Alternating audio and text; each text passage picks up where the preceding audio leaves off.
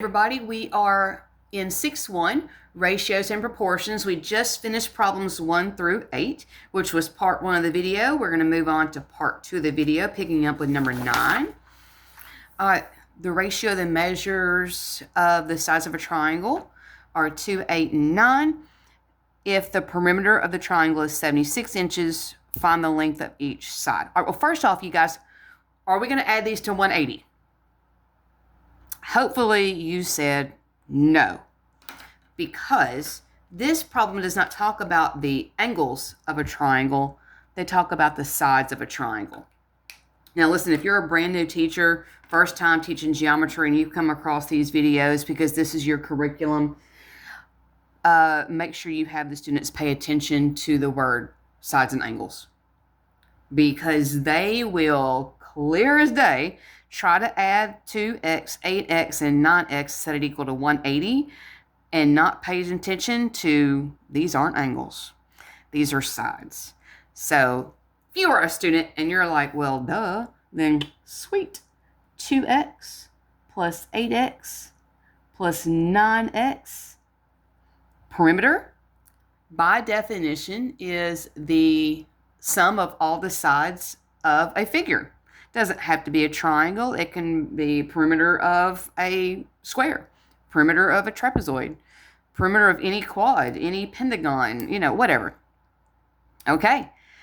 We have our like terms, 2x, 8x, and 9x equal to 76. All right. Add those like terms together. Should be, let's see, no, it's not 19x. Divide by the 19. 76 divided by 19. I don't know what that is. Looks like every x is going to be 4. All right. Remember, it does say to find the length of each side. So I'm going to do 2 times 4, 8 times 4, 9 times 4. All right. So here are my 3 sides. 2 times 4 is 8. 8 times 4 is 32. And 9 times 4 is 36. Now, if you want to check your answers, add those together and make sure it adds up to be 76. Number 10, the ratio of the measures of the sides of the triangle are 10, 15, and 6. 10 to 15 to 6. If the perimeter of the triangle is 217 meters, find the length of the shortest side. All right, well, listen, if you paid attention to number 9, you know how to do number 10. So it's going to be those problems. I am not going to talk my way through. I want you to pause the video as needed. Do this yourself. Use me as a checkpoint, not as getting an answer. Gain some confidence yourself. Go.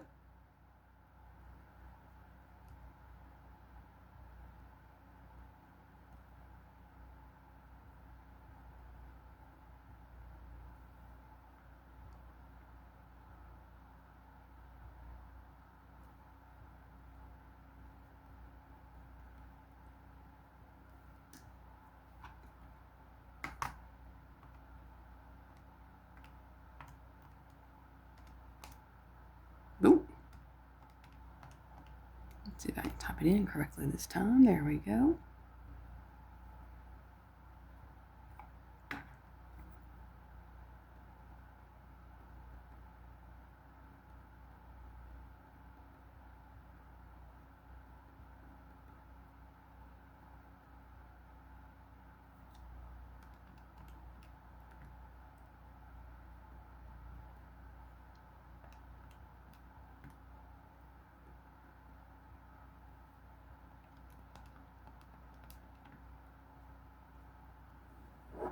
All right.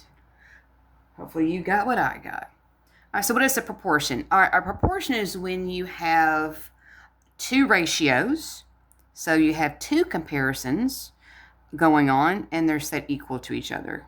So that states 2 ratios. So an equation that states 2 ratios are equal. Proportion is written as, well, it's written as these right here. Cross product property, frame proportion, cross multiply.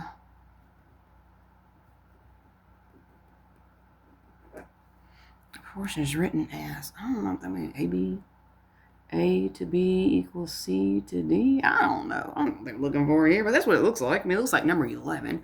So we are going to cross multiply. Every time we get to this in geometry in my class, I'll inevitably have someone ask, Miss Eccles, is that the butterfly thing? And I will always be like, is it what?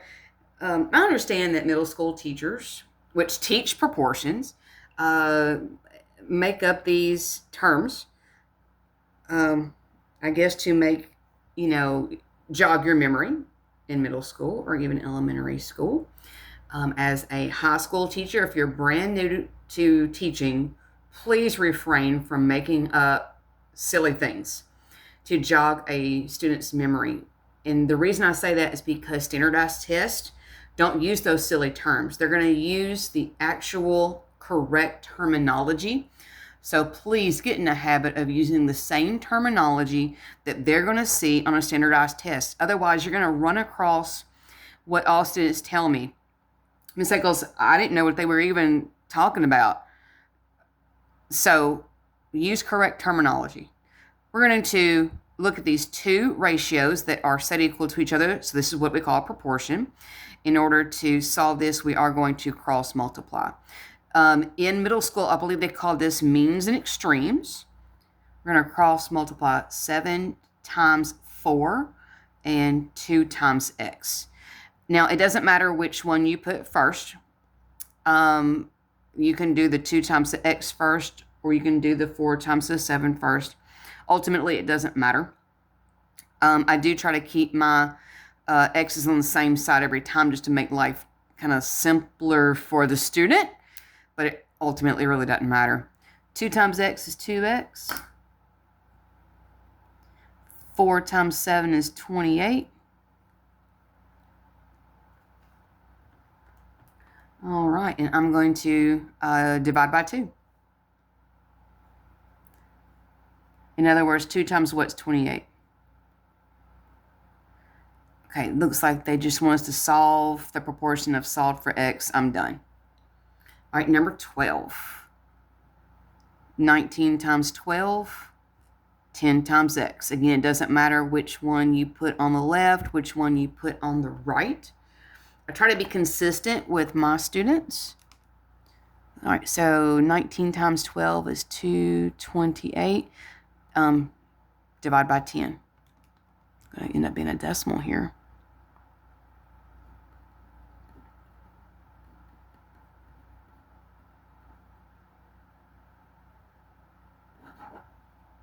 Okay.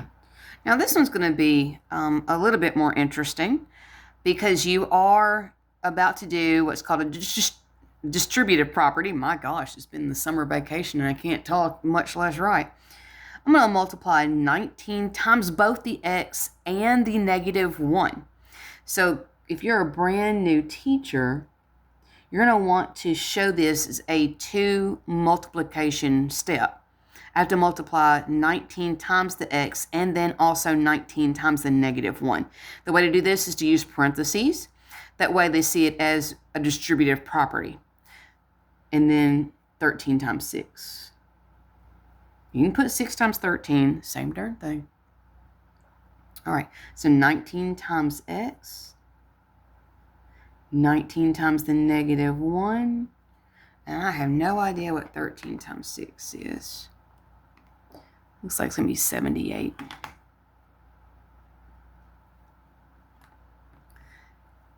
All right, so I'm looking to find x, so I need to get my like terms together. I'm talking about that negative 19 that's on the left side and the positive 78 is on the right side of the line I just drew. I need those to be on the same side of those equal signs. So I'm going to add 19 to the right side to add these like terms together. And I'm running out of room. All right, 78 plus 19, so 78, 88, 98, minus 1 would be 97. All right, now I'm going to divide that 97 by 19. So let's see here. 78, And divide. What am I dividing by? 19. All right, so does it say what to round to? So I'm going to round to approximately 5.1.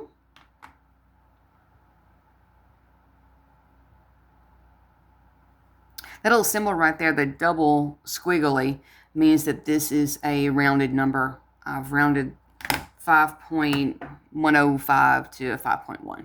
It's approximately. That's an approximation. All right, moving on. So that 5 is going to multiply by two things, the x and the 4.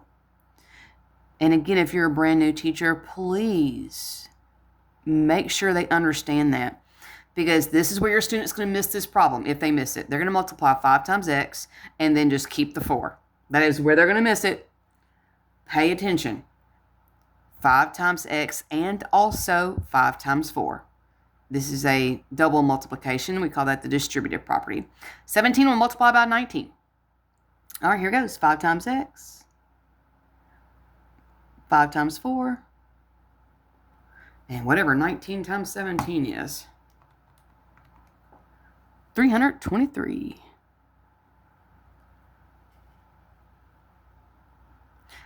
Well, I need my like terms on the same side, so I'm going to subtract 20 to the other side. So that gets me 303. And I'm going to take that 303 and divide by 5. Looks like x is 60.6. All right, listen, this is where you should, especially for a number of 15 and 16, if you're a student, start taking the reins. Pause the video. I want you to try both 15 and both 16 on your own, because they are just like 13 and 14. And then we'll catch back up with 17, 18, 19, and 20, because those are a little bit different. So pause the video if you need to. Try 15 and 16 on your own. Gain that confidence. Check back with me to make sure you get it right. All right, go.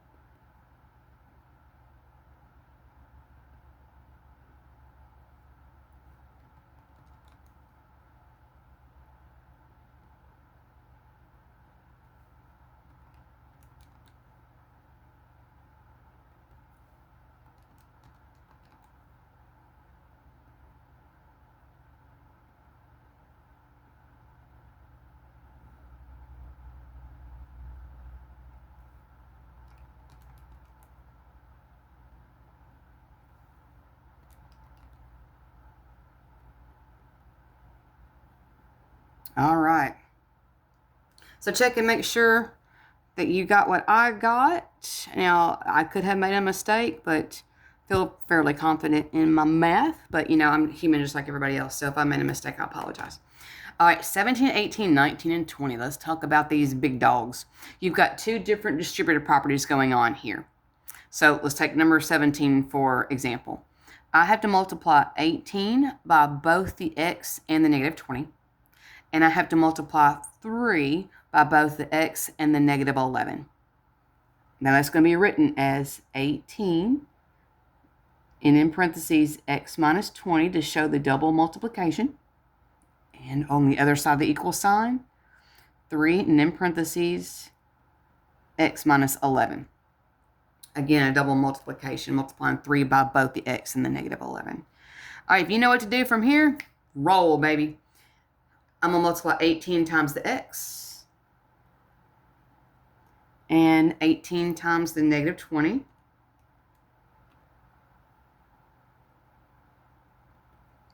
On the right side of the equals, 3 times x. 3 times the negative 11. Okay, now on this particular problem, I have terms that have an x on either side of the line. I have an 18x on the left of the line. I have a 3x on the right of the line. So I'm going to start there by moving my smaller x. I'm a creature of habit. You know, in geometry, there's not a lot of, hey, step number ones. But hopefully in algebra, you guys learned that you really kind of want to keep your x positive, so it's just easier to move the smaller x first, which is a good habit. So 18x minus 3x, that's 15x. Bring down that minus 360 because you haven't not done anything with that yet. And also watch that sign, the negative goes with the 33. Okay, now I've got my x's together. Those are my like terms for my x's. I got to get my numbers that are like terms that do not have an x together. And I'm going to add 360 to the other side. Unfortunately, I'm out of room. So add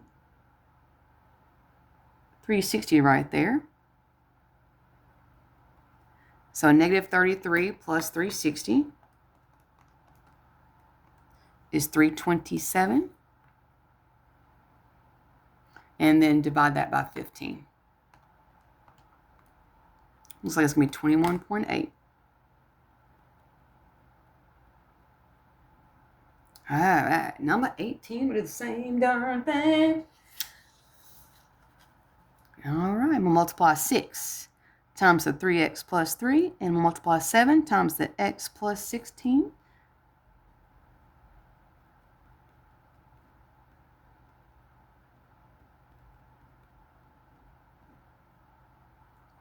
All right, 6 times 3x, and then 6 times 3. Remember, if you're a brand new teacher, make sure the students understand this is a double multiply, because where they will miss this is they're going to multiply that 6 times the 3x and get 18x, and then they're going to drop down that 3. And that's not going to give them the correct answer. And then they're going to be wondering, well, what did I do wrong? Well, that's where they miss it typically. Same thing over here. If they're going to miss it, they're going to do 7 times x is 7x and then drop down the 16 instead of going 7 times 16. That's just kind of a old teacher, 29 years of teaching. I can pretty much tell you typically where they miss it. Not always. Here we go. 6 times 3x. 6 times 3. 7 times x. And whatever 7 times 16 is, I have no idea. 112. Okay, I'm going to move my small x first.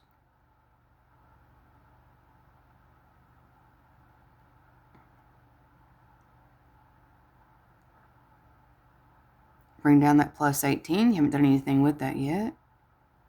Bring down that positive 112. Have not done anything with that yet either. Subtract 18 to the other side. Oh, one thing bad about this curriculum is they don't leave you a lot of room to write. I guess that is what that is. 94. And then, well, 11 times what's 94? We're going to do 94 divided by 11. Okay, this is an approximation, 8.5.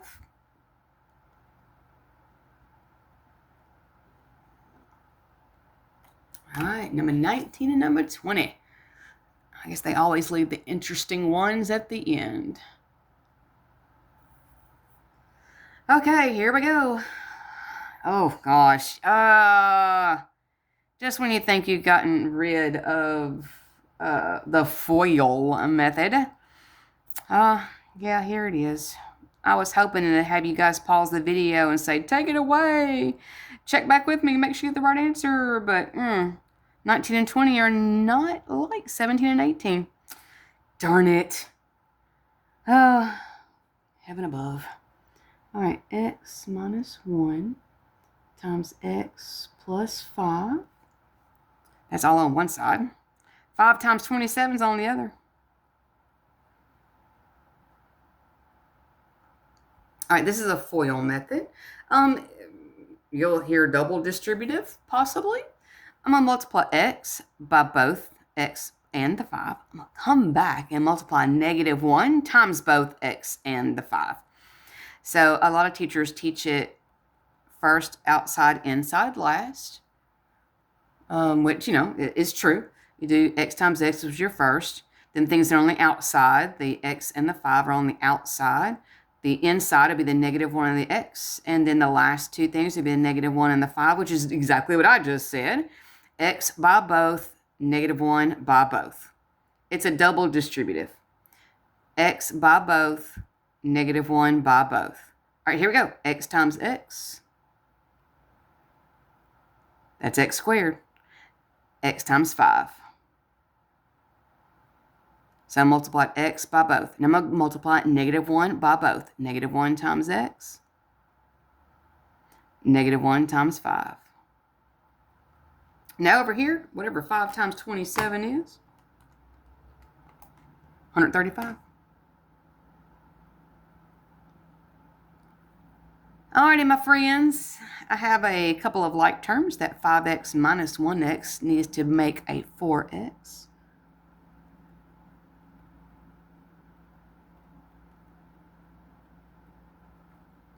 Okay.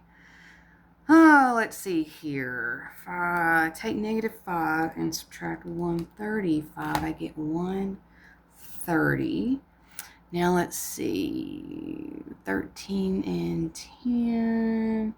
Let's see. I'm trying to figure out if this is going to be a FOIL, reverse FOIL, or if this is going to be a quadratic formula problem. So if I subtract 135 to the other side, I get -5 minus 135 is 140. So it'll be 1410. Ha ha ha ha ha. Okay, this is not quadratic formula. Minus 135.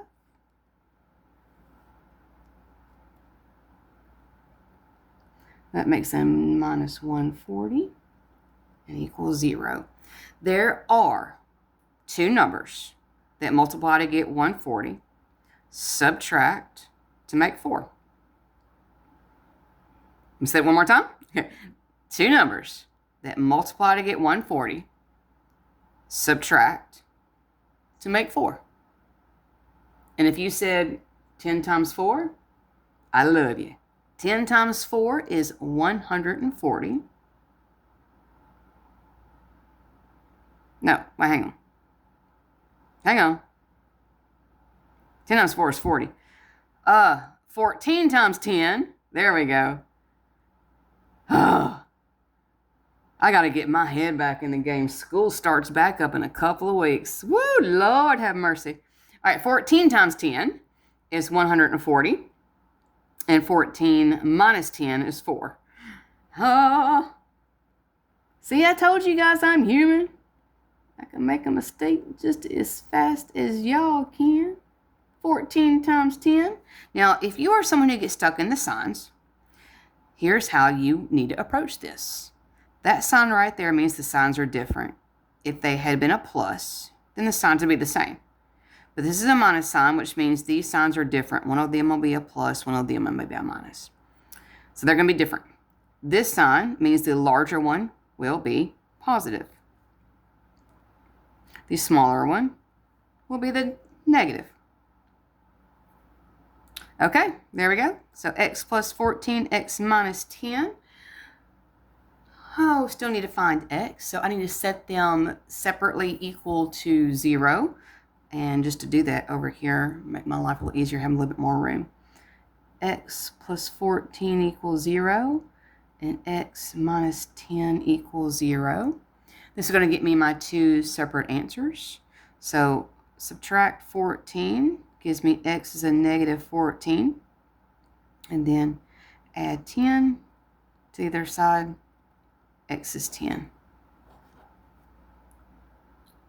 Now, when we get to an actual figure, pay attention to this one. because it's negative, if when you plug back into an expression and it does not come out to be positive, that may be an excluded value. You'll talk about those in Algebra 1 and 2. Number 20. Here we go. What? 2x plus 5 needs to be multiplied by x minus 6, a double distributive. That 6 will be multiplied times 7. So 2x will be multiplied by both. Come back and multiply 5 by both. So it's a double distributive. Distribute the 2x, come back and distribute the 5. 2x by both, 5 times both. All right, 2x times x. 2x times a negative 6. Now I'm going to multiply 5 by both. 5 times x. 5 times negative 6. And on the other side, 6 times 7. Okay. Oh, looks like I got some like terms. That negative 12x and the 5x need to be combined. Negative 12 plus 5.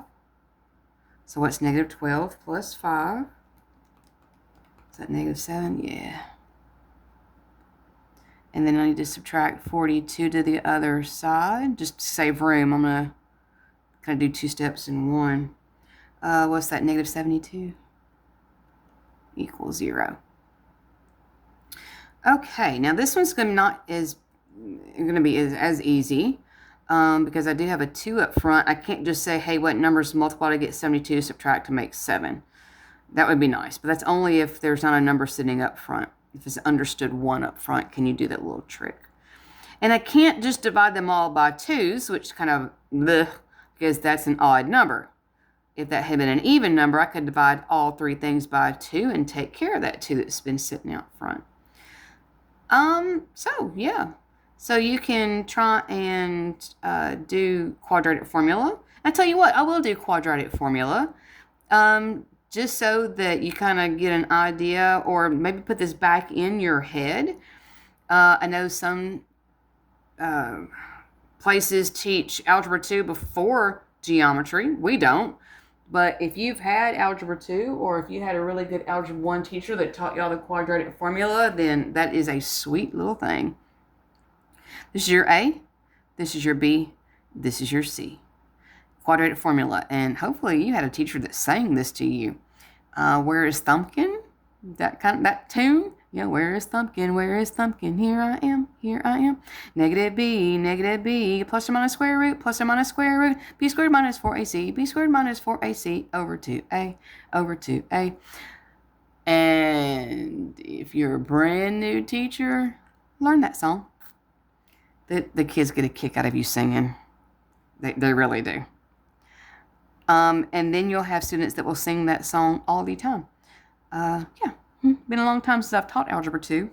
Been a long time since I've taught Algebra 2. But I would have students that would, on a test, you could see them singing that song without actually just, moving their lips without actually saying anything out loud. All right, so negative b plus or minus square root b squared minus 4ac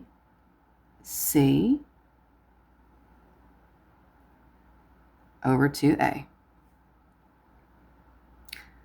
Yeah. So I've got the square root of 49 minus 4 times 2 times negative 72. Square root that. I'm going to add it to the 7 divided by 4. I'm going to do the same thing, subtract it from the 7 and divide by 4. That's how I'm going to get both of my answers. So let me put my calculator to the side here so you guys can see what I'm doing. All right, so I'm going to do the square root of 49 minus 4 times 2 times negative 72.